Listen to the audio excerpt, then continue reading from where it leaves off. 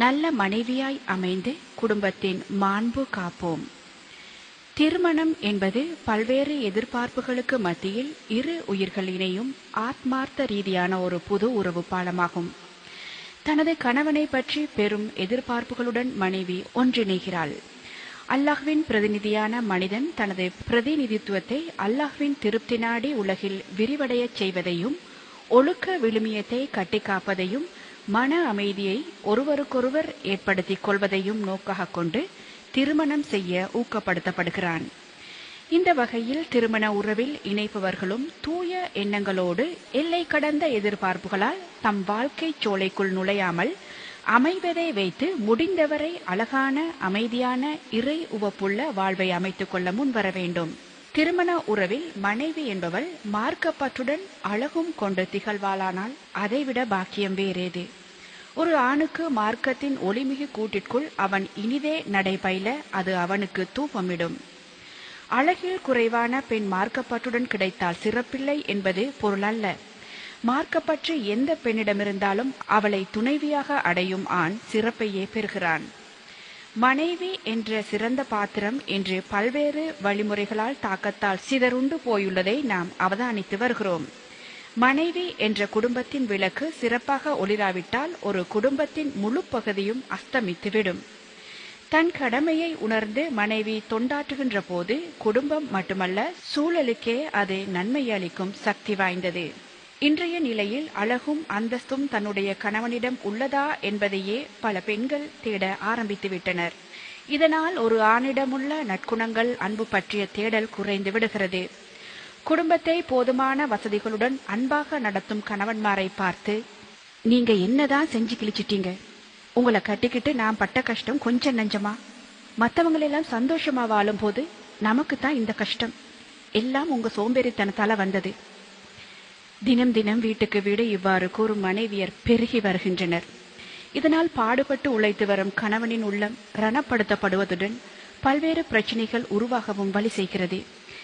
இந்நிலைமை விவாகரத்தை நோக்கிய பாதைக்கு பல தம்பதியரை இட்டு சென்று கொண்டிருக்கிறது.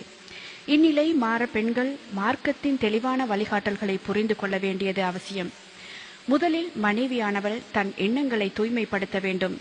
தனது பொறுப்பு எந்த நிலையில் தன் குடும்ப நிலை அமைந்தாலும் அக்குடும்பத்தின் அமைதி, சந்தோஷம், நிம்மதி குலையாமல் தனது செயற்பாடுகளை அமைத்துக் கொள்ள வேண்டும். எது வந்தாலும் சரி என தூக்கி வீசிவிட்டு தனது விருப்பப்படி நடப்பதற்கு அவள் மேற்கத்தைய மனைவி அல்ல. உத்தம வழிகாட்டலில் குடும்ப விளக்குகளாய் உதிர்த்த சஹாபாக்களின் வாழ்வில் பாடம் கற்ற இஸ்லாமிய மனைவி. அந்த சஹாபிகள் தங்கள் முழு விடயங்களையும் குடும்பத்தின் அமைதிக்காக, சந்தோஷத்திற்காக, அல்லாஹ்வின் திருப்தியை மட்டுமே நாடி தியாகம் செய்திருக்கின்றார்கள். ஆறுதலும் அன்பும் வழங்கி தன் கணவனை உயிரென மதித்து அல்லாஹ்வுக்காக வாழ்ந்தார்கள். தம் குழந்தைகளை இறை உவப்போடு வளர்க்க படாத கஷ்டங்கள் பட்டு பொறுமை காத்து இஸ்லாத்தின் தூண்களாக வீர பக்திமிகு பரம்பரைகளை உருவாக்கி காட்டினார்கள். தன் குழந்தை இறந்ததை கூட தன் கணவனின் அமைதி, நிம்மதி குலையக்கூடாது என்பதற்காக ஆறுதலாயும் அமைதியாயும் புத்தி சாதுரியமாகவும் கூறிய குலவிளக்குகள் நமக்கு படிப்பினையாக அமைந்திருக்கின்றனர். இவ்வாறு தானும் ஒரு மனையாளாய் அமைய வேண்டும் என்ற தூய எண்ணம் ஒவ்வொரு மனைவியிடமும் வர வேண்டும். தூய எண்ணம் எவ்வளவு அவசியமோ அதே அளவு நாவினால் வெளியாகும் வார்த்தையும் சுத்தமாக இருக்க வேண்டும். தற்போதைய பெண்கள் பலர் எதையும் சிந்திப்பதில்லை, மனதில் தோன்றுவதை பேசிவிடுவார்கள். இதனால் கணவன், பிள்ளைகள், உறவினர்கள் ரணங்களுக்கு உட்படுகின்றனர் என்பதை ஏனோ இப்பேதையர் உணர்வதில்லை. வேகமாய் வரும் அம்பின் தாக்கத்தை விட வார்த்தைகள் அதிக தாக்கம் ஏற்படுத்துபவை. அவற்றை இலகுவில் அழிக்க முடியாது. எனவே ஒரு இஸ்லாமிய மனைவியின் வாய் வார்த்தைகள் அன்பு, அமைதி, ஒற்றுமை என்பவற்றை ஏற்படுத்தும் வகையில் வெளிக்கொணர வேண்டுமே தவிர குடும்பத்தின் அமைதியை குளிதோண்டி புதைக்கும் வகையில் வெளிவரக்கூடாது. மனைவியின் சத்தம் நன்றி கெட்ட வார்த்தைகளால் ஓங்கி நீதிமன்றம் வரை சென்று விவாகரத்தை பெற்று வரும் குடும்பங்களை நாம் அன்றாடம் பார்க்கின்றோம்.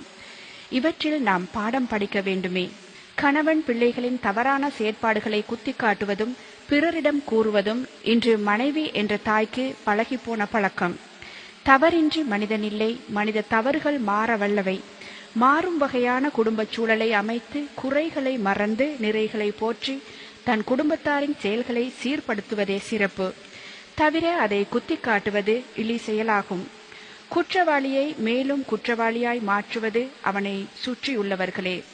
ஒருவன் திருடினாலும் சரி, அவனை திருடன் என்று கூறி வேறொருவன் திருடினாலும் ஆராயாமல் இவன் மேல் பழியை போட்டு தண்டித்து அவன் மீண்டும் திருடனாக மாற சமூகத்தில் சில விஷப்பாம்புகள் வழிசமைத்து விடுகின்றனர். இவ்வாறான தவறை மனைவிமாரும் செய்யக்கூடாது. மனைவி என்பவள் தன் கணவனின் குறைகளையோ அல்லது அவரது பலவீனத்தையோ சுட்டிக்காட்டுவதை கைவிட்டு அவரது நல்ல விடயங்களைக் கண்டு மகிழ்ந்து அதை பாராட்டி அன்பாயும் ஆறுதலாயும் புத்தி சாதுரியமாக அவரை அணுகி தவறுகளை திருத்த வழியமைக்க வேண்டும். அன்பிக்கும் உண்டோ அடைக்கும் தாழ் என்பார்கள்.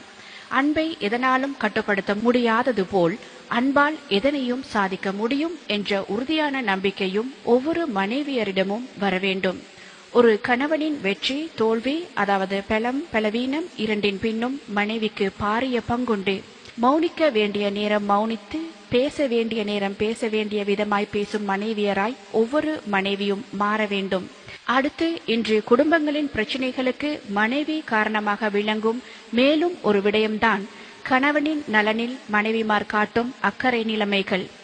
இன்று அதிகரித்த வேலை, திட்டமிட்டு செயற்படாமை, வீணான பொழுதுபோக்குகள் போன்றவற்றால் பெண்கள் தங்கள் கணவன்மாரின் உடல் உளநலனில் அக்கறை எடுக்க மறந்து விடுகிறார்கள்.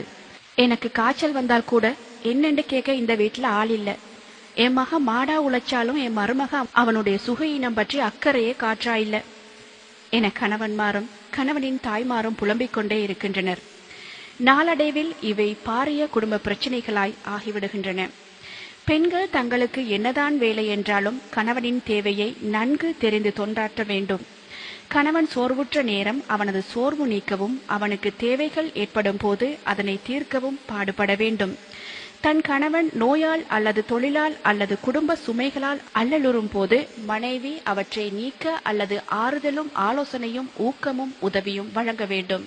அவர் உடம்பு, அவர் குடும்பம், அவர் தொழில், என்னவாவது செய்யட்டும் என்ற அலட்சியமும் தன் பணி மறந்து செயற்படும் மடமையும் ஒருபோதும் மனைவி என்பவளிடம் வரவே கூடாது.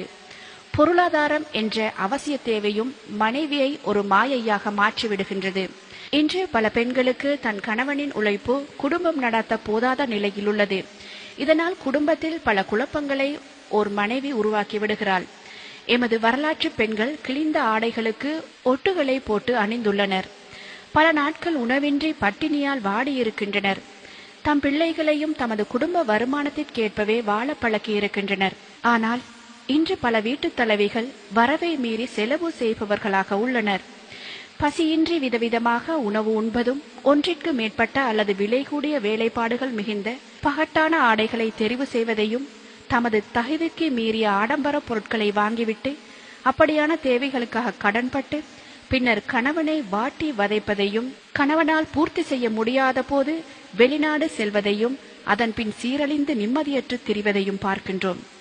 போதும் என்ற மனமே புண் செய்யும் மருந்து என்று கூறப்படுவதையும் இன்று இஸ்லாம் அமைத்து தந்துள்ளது.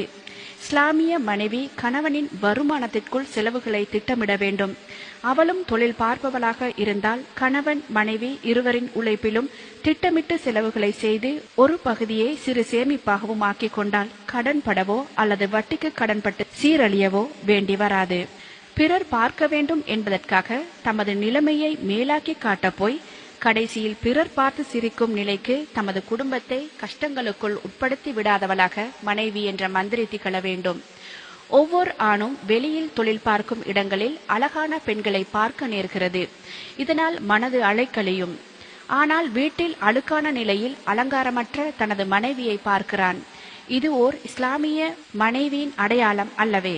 கணவன்மாரை தம் பக்கம் இழுத்து அவர்கள் விருப்புக்கேற்ப அழகு தேவதையாக இல்லாவிட்டாலும் உங்களை எளிமையாக அலங்கரித்து பொருத்தமான ஆடைகளை அணிந்து கணவனின் கண்களில் படும்படியாக மட்டும் அலங்காரம் செய்து புன்னகையால் உங்கள் பொன்முகத்தை மெருகூட்டி பாருங்கள். மனைவிமார்களே, வெளியில் செல்கையில் செய்யக்கூடாத அலங்காரத்துடன் செல்கின்றீர்கள். வீட்டில் பார்க்கவே சகிக்காத கோலம். உங்கள் கணவனை பார்க்கையில் அவனை நீங்கள் சந்தோஷப்படுத்த வேண்டும் என்பது இஸ்லாமிய போதனை. அதற்கேற்ப நீங்கள் மாறுங்கள். உங்கள் கணவன் உங்கள் வசம். ஒவ்வொரு மனைவியும் ஒன்றை சிந்திக்க வேண்டும். வாழ்க்கை என்பது நாம் அதை எப்படி அமைத்துக் கொள்கிறோம் என்பதில்தான் அதன் வெற்றியும் தோல்வியும் தங்கியுள்ளது. நபி ஸல்லல்லாஹு அலைஹி வஸல்லம் அவர்கள் தமது சஹாபி தோழர்களுக்கு கூறும்போது, உன்மீது அதிகம் அன்பு செய்யக்கூடிய, அதிக குழந்தைகளை பெற்றுத்தரக்கூடிய பெண்களை மணந்து கொள்ளுங்கள் என்று கூறினார்கள். எனவே பெண்கள் தனது கணவன் மீது மாசற்ற அன்பு செலுத்த வேண்டும். சினிமாவை பார்த்து அதில் வரும் கதாநாயகன் போல் தனது கணவன் அமைய வேண்டும் என்ற யதார்த்தத்திற்கு அப்பாற்பட்ட கற்பனைகள் முதலில் பெண்களிடமிருந்து மறைய வேண்டும். மிகைப்படுத்தி எதனையும் சித்தரித்து காட்டும் சினிமா பணம் சம்பாதிப்பவர்களுக்கு சரியானதன்றி அது வாழ்வுக்கு பொருந்தாது என்பதை இஸ்லாமிய மனைவி உணர்தல் வேண்டும்.